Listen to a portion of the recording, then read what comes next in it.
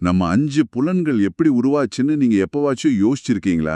அதாவது ஒரு பரிணாம வளர்ச்சி மூலமா குரங்கிலிருந்து மனுஷன் வந்தான் அப்படின்னு நம்ம மேலோட்டமா நினைச்சிட்டு இருக்கோம் இல்லையா? ஆமா, கண்டிப்பா. நம்ம பொதுவா அப்படிதான் ஒரு முடிவுக்கு வருவோம். ஆனா நீங்க இப்போ ஒரு ரோஜாவ பார்க்குறீங்க, இல்ல உங்களுக்கு பிடிச்ச ஒரு பாட்ட கேட்குறீங்கன்னா, அது வெறும் ஒரு உயிரியல் செயல்முறை கிடையாது. இந்த ஒட்டுமொத்த பிரபஞ்சமும் உங்க கூட பேசுற ஒரு மொழி அப்படின்னு சொன்னா நம்புவீங்களா? கேட்கறதுக்கே ரொம்ப ஆச்சரியமா இருக்கு. அது மட்டும் இல்லாம, மனுஷங்களுக்குள்ள மட்டும் ஏன் இவ்ளோ வேறுபாடுகள் இருக்கு? ஒருத்தருக்கு இயல்பாகவே ரொம்ப அபாரமான புத்திசாலித்தனம் இருக்கு. இன்னொருத்தருக்கு எத பார்த்தும் பயப்படாத தைரியம் இருக்கு. இதுக்கெல்லாம் உண்மையான காரணம் என்ன? இது ஒரு ரொம்ப ஆழமான கேள்வி. இதுக்கு பின்னாடி ஒரு பெரிய அறிவியலே இருக்கு. கரெக்ட்.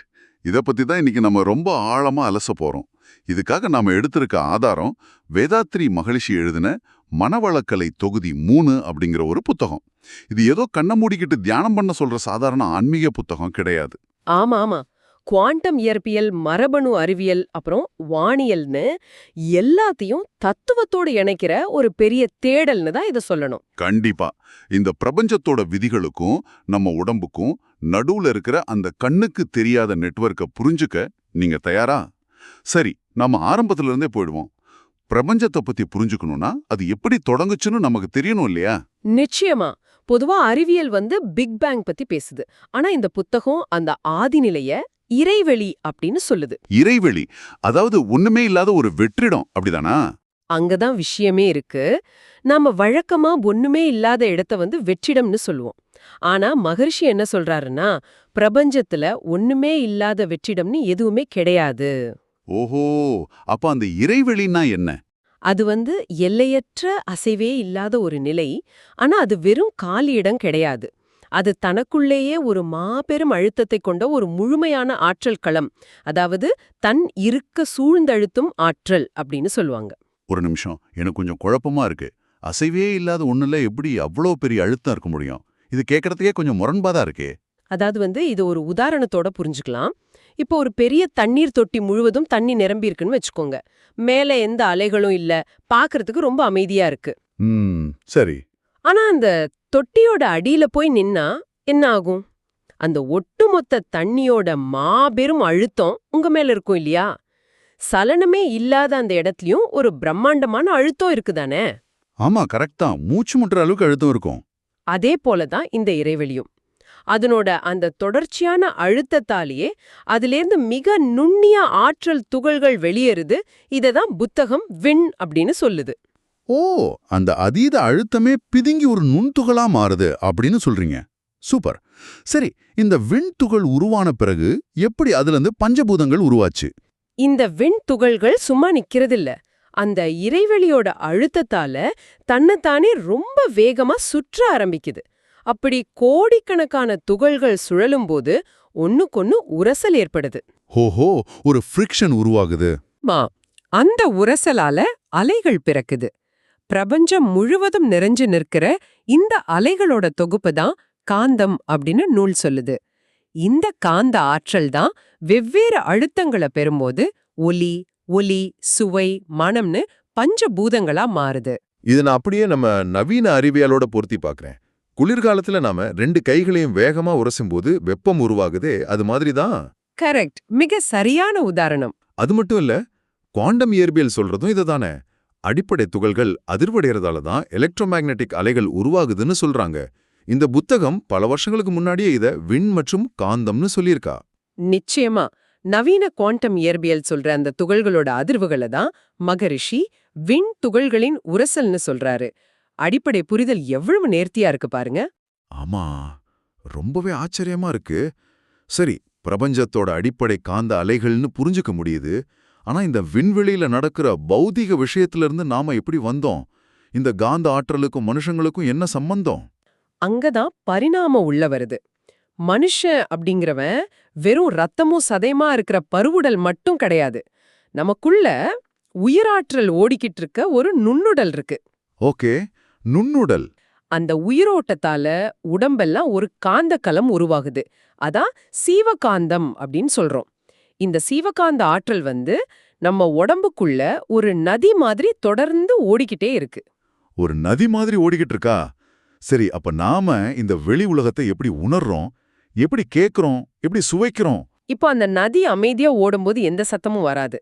ஆனா அந்த நதிக்கு குறுக்க ஒரு பெரிய பாறைய போட்டா என்ன ஆகும்? தண்ணி அதுல மோதி சிதறும், சத்தம் வரும். அதேதான். உடம்புக்குள்ள சீவகாந்தம் சீரா ஓடிட்டு இருக்கும்போது வெளி உலகத்துல இருக்கிற ஒலியோ அதுல மோதி ஒரு தடங்கலை ஏற்படுத்துச்சுன்னா அந்த தடங்கல் தான் நமக்கு உணர்வா மாறுது. ஒரு நிமிஷம். நீங்க சொல்றத பார்த்தா நான் இப்போ ஒரு இசையை கேட்கறேன், இல்ல ஒரு இனிப்பை சுவைக்கிறேன்னா அதெல்லாம் வெறும் இந்த காந்த அலைகள் என் உடம்புல ஏற்படுத்துற ஒரு ரியாக்ஷன் தானா? ஆமா, உண்மையாவே அது ஒரு ரியாக்ஷன் தான். அப்போ நம்ம புலன்கள் எல்லாமே இயற்கையோட காந்த அழுத்தத்துக்கு ஏற்பட்ட ஒரு மெக்கானிக்கல் தகவமைப்பு தானா? கேட்கவே ரொம்ப வியப்பா இருக்கே.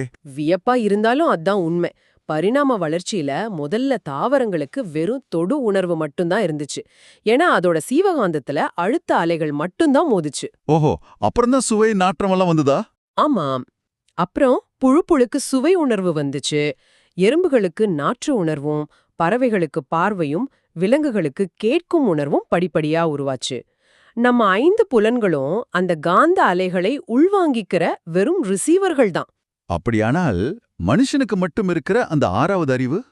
இந்த பிரபஞ்சத்தோட பரிணாமத்தை முழுசா உணர்ந்துக்கிறதுக்காகவும், இயற்கையோட விதிகளோடு இணைந்து சிந்திக்கிறதுக்காகவும் கடைசியா நமக்கு கிடைச்சதுதான் அந்த 6வது அறிவான மனம்.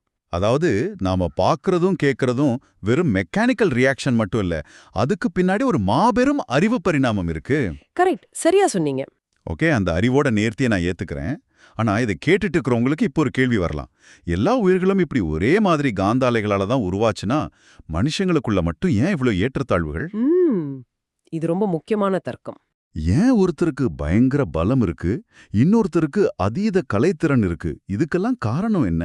சமுதாயம் இத விதி அப்படிங்கிற ஒரு வார்த்தையில சுருக்கிடும். ஆனா இந்த நூல் சொல்லும் அறிவியல் பூர்வமான விடை கருமையம் அல்லது ஜெனடிக் சென்டர். கருமையம் அப்படின்னா என்ன? இது நம்ம உடம்புல மூலாதாரத்துல இருக்கிற ஒரு பதிவு மையம். ஒவ்வொரு மனுஷனும் சும்மா ஒரு வெற்று பலகையா பிறக்கறதில்ல. அவனோட தாய், தந்தை, அப்புறம் பல தலைமுறை முன்னோர்களோட எண்ணங்கள், வினைப்பதிவுகள் எல்லாத்தையும் ஒரு மைக்ரோசிப் மாதிரி தனக்குள்ள வச்சிருக்கான். ஒரு மைக்ரோசிப் மாதிரியா? நீங்க சொல்றத கேக்குறப்போ உன் தாத்தா பண்ண பாவம் ஒன்ன சேரும்னு சொல்ற அந்த பழைய கர்ம வினை கான்செப்ட் மாதிரி தானே இருக்கு. இதுல அறிவியல் எங்க இருக்குன்னு கொஞ்சம் கன்வின்ஸ் பண்ணுங்க. இது ஏதோ கண்ணுக்கு தெரியாத பாவம் புண்ணியம் கிடையாது. நவீன அறிவியல் இன்னைக்கு எபிஜெனெட்டிக்ஸ் அப்படிங்கிற துறையில இதைத்தான் தீவிரமா ஆராய்ந்து வராங்க. ஒரு தலைமுறை சந்திக்கிற கடுமையான மன உளைச்சலோ இல்ல ஒரு அறிவோ அவங்களோட டிஎன்ஏல இருக்கிற ஜீன்களோட செயல்பாட்டையே மாத்துதுன்னு அறிவியல் நிரூபிச்சிருக்கு. வாவ், நிஜமாவா?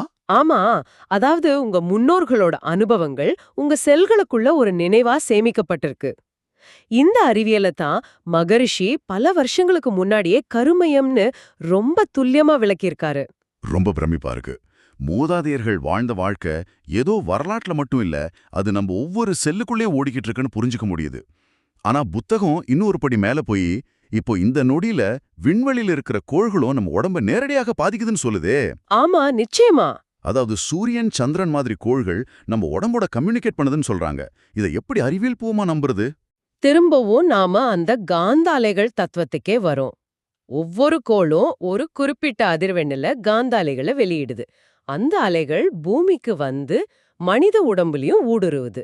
மனித உடல்ல இருக்கிற உறுப்புகளுக்கும் ஒரு குறிப்பிட்ட அடர்த்தி இருக்கு இல்லையா? ஆமா, ஒவ்வொரு உறுப்பும் ஒரு மாதிரி இருக்கும். எந்த கோளோட அலைவீச்சு எந்த உறுப்போட அடர்த்தியோடு ஒத்து போகுதோ அங்க ஒரு இயற்பியல் தொடர்பு ஏற்படுது. ஒரு இயற்பியல் தொடர்பு எனக்கு இன்னும் கொஞ்சம் விளக்கமா ஒரு உதாரணத்தோட சொல்ல முடியுமா? கண்டிப்பா. சூரியன்ல இருந்து வர அலைகள் மிக அடர்த்தியானவை. அது நம்ம எலும்புகளோட தொடர்பு கொள்ளுது. சந்திரன் எப்படி கடல்ல அலைகளை உருவாக்குதோ அதே மாதிரி நம்ம உடம்புல இருக்கிற ரத்த ஓட்டத்தோட தொடர்பில் இருக்கு. ஓ, அப்போ ஒவ்வொரு கோளுக்கும் ஒரு உறுப்பு இருக்கா?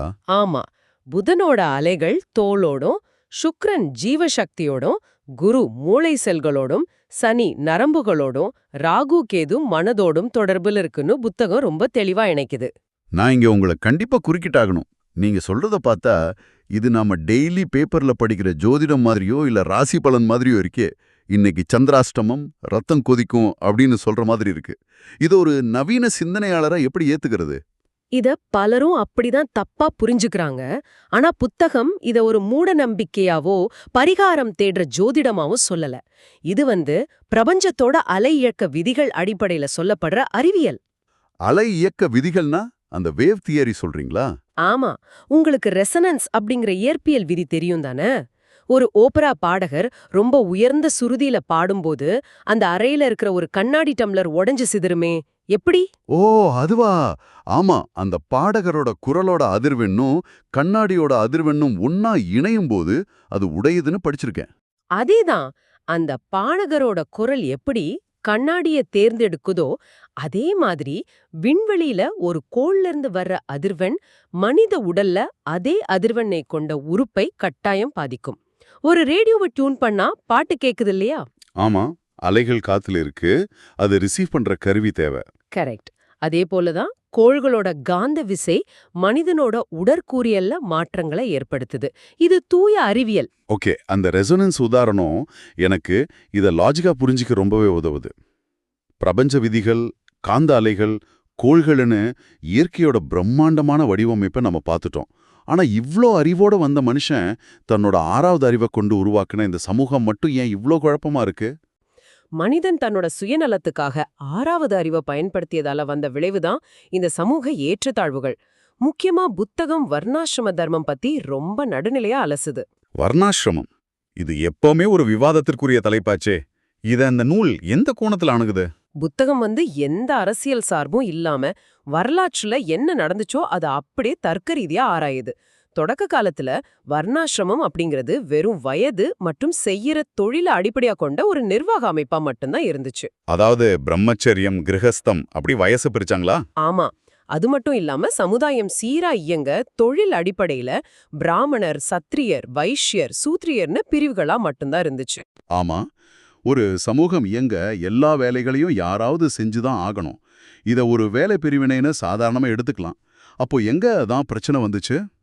காலப்போக்குல மனிதனோட சுயநலத்தாலையும் அதிகாரத்தை தக்க வைக்கணுங்கிற ஆதிக்க மனப்பான்மையாலையும் இத பிறப்பு அடிப்படையிலான கொடிய சாதி பிரிவினையா மனுஷன் மாத்திட்டான். பிறப்பால உயர்ந்தவன் தாழ்ந்தவன்னு கொண்டு வந்துட்டாங்க. ஆமா, இந்த தப்பான கட்டமைப்பு பல திறமைகளை முடக்கி மனித குலத்துக்கு ஒரு தீராத வலிய கொடுத்துடுச்சுன்னு நூல் சொல்லுது. இது பரிணாமத்திலேயே ஒரு மிகப்பெரிய சறுக்கல்னு தான் சொல்லணும். அதே மாதிரி சமூகத்தோட சரிபாதியான பெண்களை சமமா நடத்தாததும் மிகப்பெரிய பிழை இல்லையா? இத பத்தி புத்தகம் என்ன சொல்லுது? பெண்களோட பெருமையை பத்தி இந்த நூல் ஆணித்தரமா பேசுது. இயற்கை படைப்புல ஆணுக்கும் பெண்ணுக்கும் எந்த வேறுபாடும் காட்டல. கருமையம் மூலமா வர்ற அனுபவ பதிவுகளும் 2 பேருக்கும் சமம்தான். ஆனா சமூகம் அதை ஏத்துக்கலையே. கரெக்ட். வெறும் உடல் வலிமைய மட்டும் காரணமா வச்சு காலங்காலமா ஆதிக்க மனப்பான்மையால சமூகம் பெண்களை கீழே இறக்கி வச்சிருக்கு. இது இயற்கைக்கு முரணானது. ஆணும் பெண்ணும் சமம் அப்படிங்கறத உணர்ந்து சமூக கட்டமைப்புகள் திருத்தப்படணும்னு நூல் அழுத்தமா பதிவு செய்யுது. இத நான் முழுமையா ஏத்துக்கிறேன். இத்தனை ஏற்றத்தாழ்வுகள், குழப்பங்கள் எல்லாமே மனுஷனால உருவாக்கப்பட்டுடுச்சுன்னா அப்போ இதுல உண்மையான தெய்வம் எங்க இருக்கு? அமைதி எங்க இருக்கு? இறைவனை எப்படித்தான் அறிவது? இத புரிஞ்சுக்க நூல்ல ஒரு அருமையான கதை இருக்கு. ஒரு பெரிய பணக்காரர் இருந்தாரு. அவர்கிட்ட ஒரு விலையுயர்ந்த வைர மோதிரம் இருந்துச்சு. ஒரு நாள் அதை தன்னோட சட்டப்பையிலேயே வச்சுட்டு மறந்துட்டாரு. ஓ, சட்டப்பையில வச்சுட்டாரா? ஆமா. அப்புறம் காணோமேன்னு வீடு முழுக்க தேடினாரு, தெரு முழுக்க தேடி அலைஞ்சாரு. கடைசியா களைச்சு போய் உட்கார்ந்தப்போ கை சட்டப்பையில பட்டது. மோதிரம் அங்கேயேதான் இருந்துச்சு. தங்கிட்டு இருக்கிறத விட்டுட்டு ஊரெல்லாம் தேடி இருக்காரு. அதேதான். மனுஷனோ தனக்குள்ளேயே இருக்கிற தெய்வத்தை விட்டுட்டு வெளியில உருவங்களை தேடிட்டு இருக்கான். அறிவே தெய்வம் அப்படிங்கிறது தான் இந்த நூலோட உச்சக்கட்ட தத்துவம். தெய்வங்கிறது எங்கேயோ இருக்கிற உருவம் கிடையாது. நமக்குள்ள சிந்திக்கும் அறிவாக இயங்குவதுதான் தெய்வம்.